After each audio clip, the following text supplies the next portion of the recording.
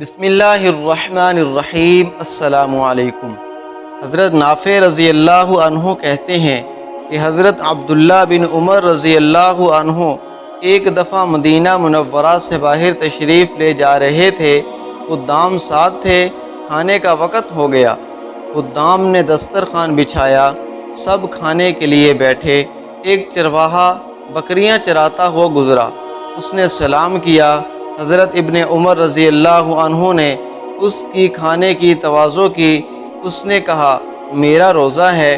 حضرت ابن عمر رضی اللہ عنہ نے فرمایا کہ اس قدر سخت گرمی کے زمانہ میں کیسی لو چل رہی ہے، جنگل میں تو روزہ رکھ رہا ہے۔ اس نے عرض کیا کہ میں اپنے ایام خالیہ کو وصول کر رہا ہوں۔ یہ قرآن پاک کی ایک آیت شریفہ کی طرف اشارہ تھا جو سورۃ الحاقہ میں ہے۔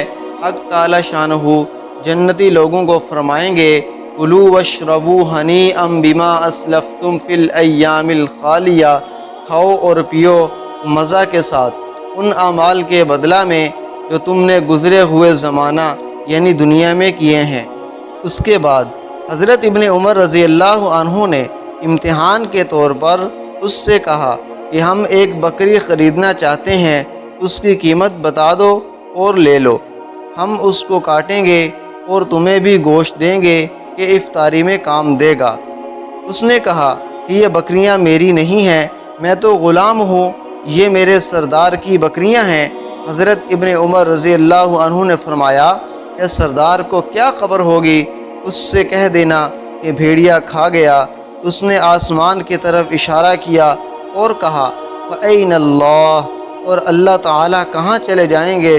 یعنی وہ پاک پروردگار تو دیکھ رہا ہے، جب وہ مالک الملک دیکھ رہا ہے تو میں کیسے کہہ سکتا ہوں کہ بھیڑیا کھا گیا۔ حضرت ابن عمر رضی اللہ عنہ تعجب اور مزے سے بار بار فرماتے تھے۔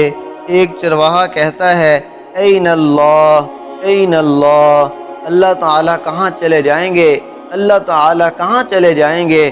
اس کے بعد حضرت ابن عمر رضی اللہ عنہ شہر میں واپس تشریف لائے تو اس غلام کے آقا سے اس غلام کو اور بکریوں کو خرید کر غلام کو آزاد کر دیا اور وہ بکریاں اس کو ہبہ کر دیں۔